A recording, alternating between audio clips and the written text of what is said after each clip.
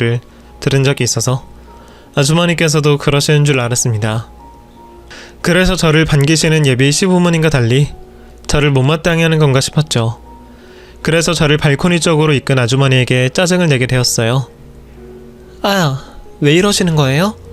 따로 하실 말씀 있으시면 그냥 부르시면 되잖아요. 왜 사람 팔목을 잡아 이끄세요? 미안해요. 아프게 하려고 했던 건 아닌데 내가 꼭 해줘야 하는 말이 있어서 어쩔 수가 없었어요. 이해해줘요. 저를 마음에 들지 않아 하는 줄 알았는데 제가 불쾌한 내색을 하자 바로 사과를 하시는 모습을 보며 제가 오해를 했나 싶었습니다. 그래서 제가 짜증을 낸 것에 대해 사과를 하며 저를 여기까지 데리고 온 이유를 물어보게 되었죠. 많이 아픈 건 아닌데 너무 갑자기 벌어진 일이라 놀라가지고요. 저도 죄송해요. 그런데 제게 꼭 해줘야 하는 말씀이 뭐죠? 이 집 사람들 믿어서는 안 돼요. 지금 결혼 인사하려고 찾아온 거잖아요. 아가씨, 결혼하려다가 정말 인생 큰일 날지도 모른다고요. 결혼을 하면 큰일 난다고 하니 도대체 무슨 말인가 싶었습니다. 말도 안 되는 미친 소리라고 무시를 했었지만 저를 쳐다보는 아주머니 눈동자에는 진심이 담겨져 있었습니다. 나중에 무시를 하게 되더라도 그런 말을 하는 이유를 물어보기로 했죠. 제가 왜 결혼을 하면 안 되는 건데요? 제가 모르는 무슨 문제라도 있나요? 아가씨가 저 남자를 얼마나 오랫동안 만났는지 모르겠지만 이거 전부 다 사기예요. 각본이 있는 것처럼 잘 짜인 사기라고요. 아까 내가 이 집에서 오랫동안 일을 해왔다고 설명드렸죠? 아니에요. 나 여기서 이제부터 일했다고요. 근데 오늘 아침에 저 사장님과 사모님이 저보고 아주 오랫동안 이곳에서 일해온 것처럼 연기해달라고 말을 하더라고요. 저야 돈만 받으면 되고 무슨 일인지도 모르니까 하라는 대로 했는데 가만히 보고 있으니까 이상하잖아요. 왜 자기 집 며느리 될 사람한테 나보고 연기를 하라고 하겠어요. 아무리 봐도 이상해요. 계속 자기들끼리 무슨 말 오가는 것도 그렇고 이 집 구조도 잘 모르는 게 딱 봐도 자기 집이 아닌 것처럼 보인다고요. 나야 돈 받고 모른 척하면 그만인데 솔직히 푼돈으로 인해서 다른 사람 인생 망칠 수는 없잖아요. 혹시 아가씨는 남자친구라는 남자 만나면서 이상한 점 못 느꼈어요? 뭐라도 수상한 점 없었는지 기억해내봐요.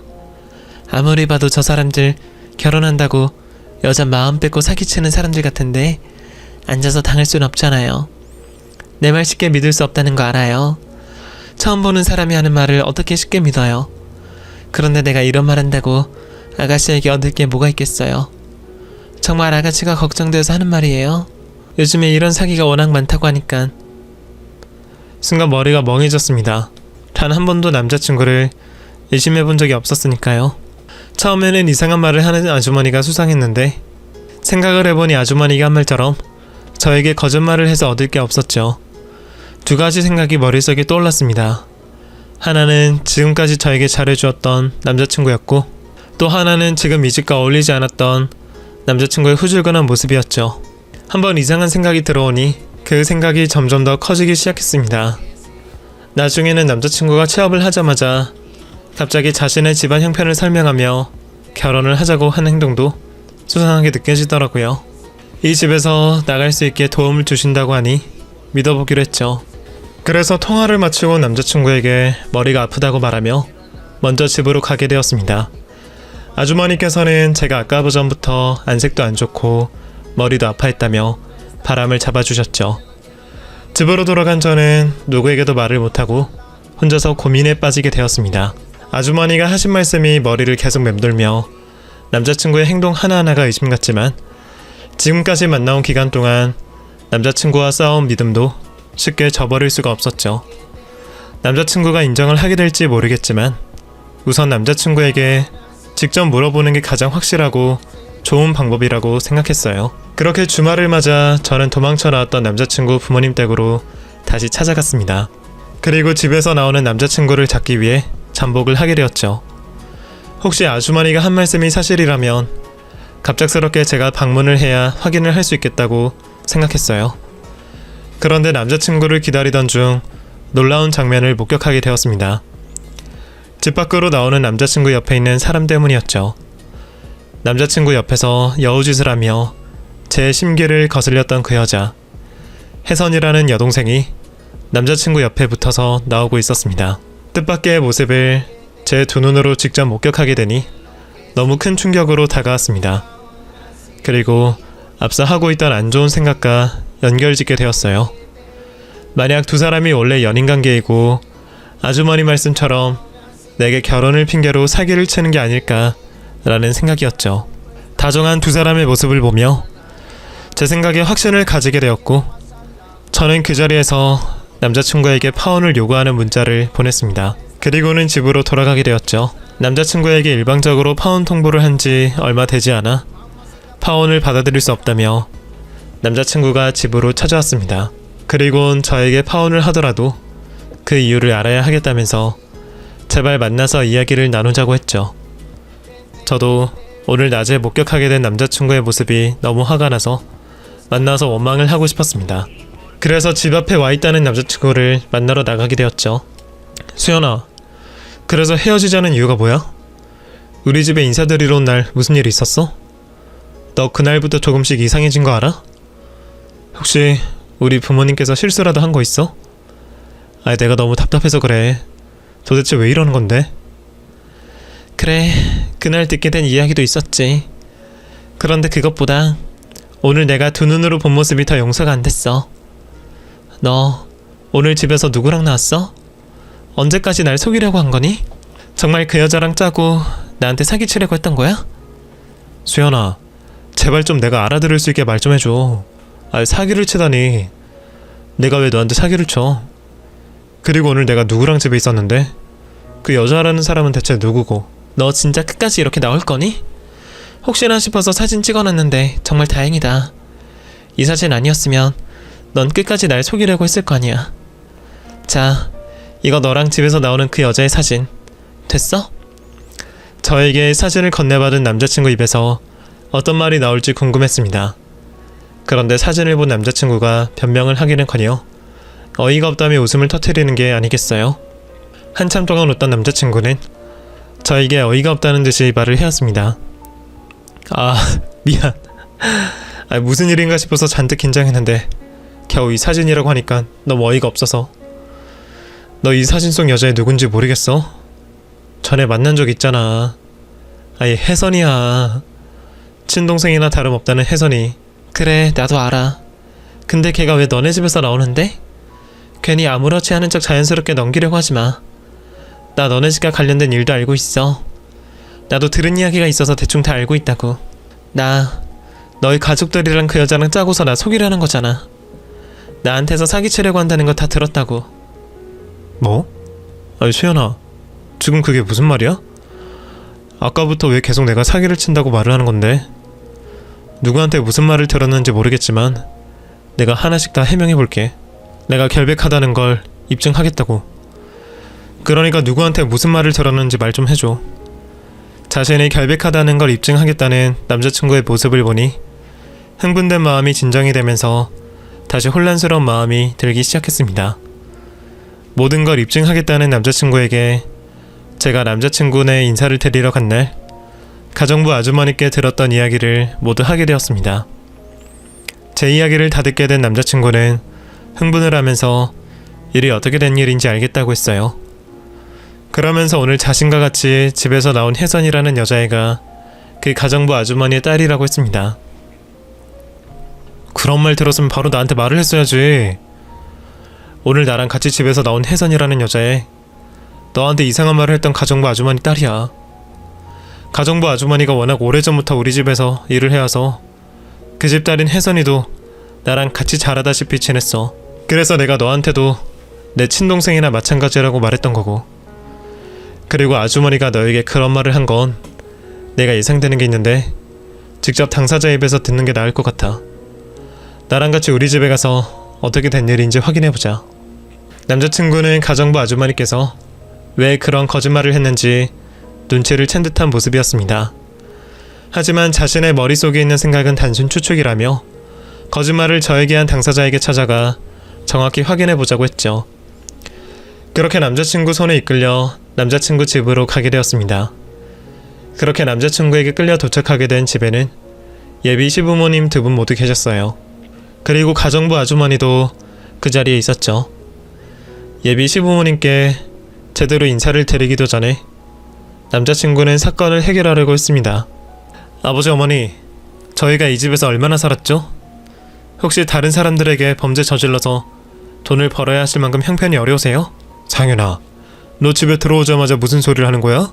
누군가가 부모님과 제가 결혼을 핑계로 다른 사람들에게 사기를 치고 있다고 수연이에게 경고를 했거든요. 그 사람 말로는 자기가 우리 집에서 일하게 된 지도 얼마 안 되었는데 오랜 기간 일한 것처럼 해달라고 부모님께서 부탁을 하셨다고 해요. 수연이에게 사기를 치려고요. 아주머니, 무슨 말인지 저보다 더 잘 아시죠? 아주머니께서 직접 한 말이니까 저보다 더 자세히 잘 아실 거 아니에요. 왜 그러셨어요? 제가 알게 되면 거짓말이라는 게 금방 들통날 텐데 도대체 왜 이런 거짓말을 해서 우리 두 사람 사이를 갈라놓으려고 한 거냐고요. 남자친구가 화를 내며 저에게 거짓말을 한 이유를 묻자 가정부 아주머니는 당황해하는 모습을 보이다 결국은 모든 사실을 실토했습니다. 저에게 거짓말을 했던 이유는 자신의 딸을 위해서였어요. 자신의 딸을 남자친구와 이어주기 위해 걸림돌이었던 저를 남자친구 곁에 쫓아내려고 말도 안 되는 거짓말을 지어냈던 거죠. 잘못했습니다. 제가 죄를 지었어요. 사실 이렇게까지 할 생각은 없었는데 순간 욕심이 나서 제가 생각해도 미친 짓을 저질렀던 것 같아요. 처음 상윤이가 결혼한다는 말을 듣고는 좋은 여자 만나서 행복하게 잘 살았으면 싶었어요. 지금 이 자리에서 변명하는 게 아니라 그때는 정말 그랬어요. 근데 그 소식을 혜선이에게 전했는데 혜선이가 너무 서럽게 우는 거예요.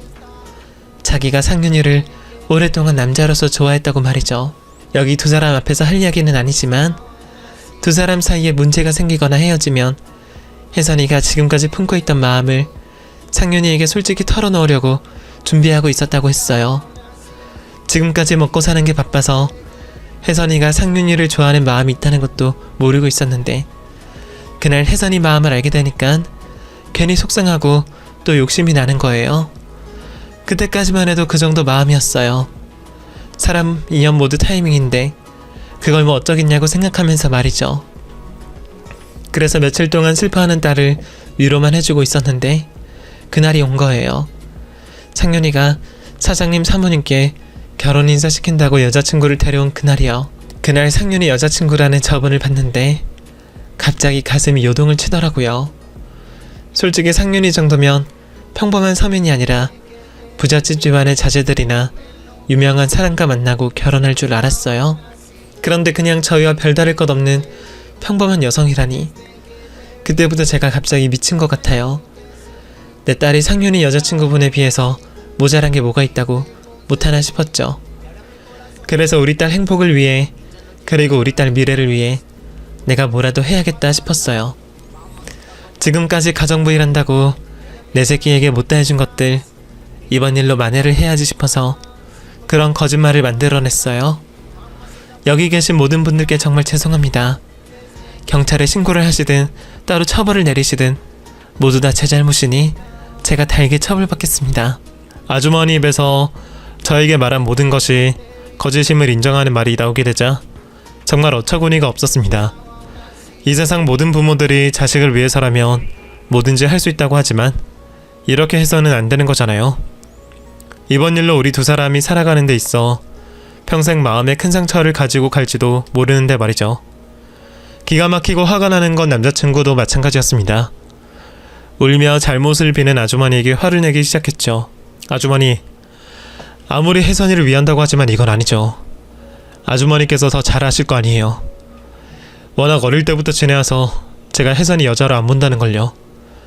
설령 아주머니 뜻대로 제가 수연이와 헤어졌다고 해도 혜선이는 영원히 저에게 친동생 같은 아이였을 거예요. 이성적으로 느껴지지 않는다고요. 몇 가지만 물어볼게요. 지금 이 일 아주머니 혼자서 계획하신 건 아니죠? 수연이가 우리 집 오고 간 날 이후 혜선이가 집에 온 것도 일부러 온 거죠? 그리고 혜선이가 저랑 수연이와 예전에 만난 적이 몇 번 있었는데 그때 일부러 우리 사이 회박 놓으려고 한 것도 맞고요. 두 사람 사이 회박 놓은 건 이번 일 벌어지고 나서 혜선이에게 듣게 되었어요. 예전에 자기가 두 사람 데이트할 때 끼어들어서 몇 번 회박 놓은 적이 있다고 하더라고요. 그런데 그전에는 저도 정말 몰랐어요. 혜선이가 누굴 좋아하는지도 몰랐으니까요. 그리고 처음에는 저 혼자 계획한 게 맞아요. 여자친구분이 인사를 드리러 온 그날 그 자리에서 마음먹고 계획에서 실행까지 옮긴 거니까요. 물론 그날 밤 집에 들어가서 혜선이에게 말을 하긴 했지만 제가 여자친구분에게 거짓말한 걸 말한 게 아니라 그냥 두 사람 사이에 문제가 있는 것 같으니 혜선이 네가 이번 기회 잘 이용해보라고 이렇게만 말했어요. 혜선이는 제가 이런 짓을 꾸민 거 몰라요. 제가 정말 잘못했어요. 그래서는 안 되었는데 욕심이 나더라고요. 여기 이 집 식구분들이 다른 집 부자들 같았으면 이런 욕심 품지도 않았을 거예요. 솔직히 이런 부잣집 자제분이 가정부 딸과 연애하고 결혼한다는 게 상상도 못할 일이잖아요. 그런데 이 집 식구분들이라면 사장님, 사모님, 그리고 상윤이라면 그게 가능하지도 않을까 싶었어요. 제가 이 집에서만 일해왔지만 듣는 귀가 있잖아요.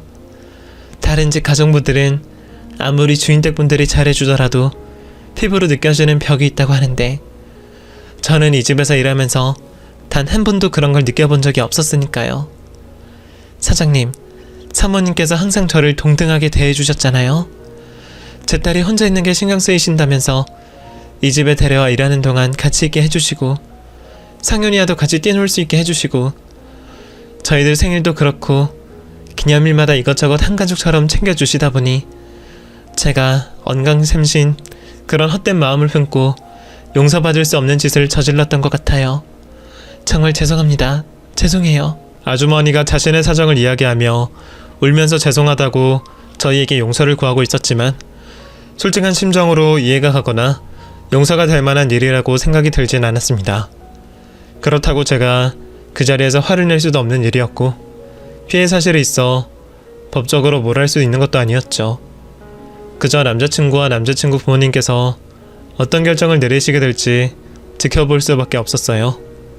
하지만 워낙 성품이 좋으신 분들이니 이번 일도 사과를 받고 용서를 하는 선에서 끝날 수도 있겠다고 생각을 했습니다. 제가 직접 느꼈던 예비 시부모님의 성품도 그러실 분들이라고 느껴졌고 가정부 아주머니의 얘기를 들어보니 더 그렇게 느껴졌죠. 그런데 제 예상과 달리 예비 시부모님께서는 아주 크게 화를 내셨습니다. 아주머니, 지금 하는 게 말이라고 합니까? 자기 새끼 잘 되라고 이런 비정상적인 행동을 해요? 나도 자식 키우는 부모입니다만 지금 아주머니가 말하는 건 궤변이라고밖에 느껴지지 않습니다. 서로 오랫동안 사귀어오고 이제서야 그 결실을 맺으려는 애들에게 거짓말까지 지어내서 갈라놓으려고 해요? 거기다 우리가 사기꾼이라고 속이고 내가 지난 20년 넘게 아주머니께 부끄러운 짓을 했으면 이렇게 화를 내지도 않아요. 아주머니 입으로 말한 것처럼 나와 이 사람 그리고 상현이까지 아주머니와 혜선이를 한 가족이라고 생각하고 행동했습니다. 우리가 해야 하는 일 대신해서 해주시는 분이니 저 정중하게 잘 대접해드려야 한다는 생각으로 이제까지 지내왔다고요. 그런데 이런 짓으로 우리들 마음을 되갚습니까?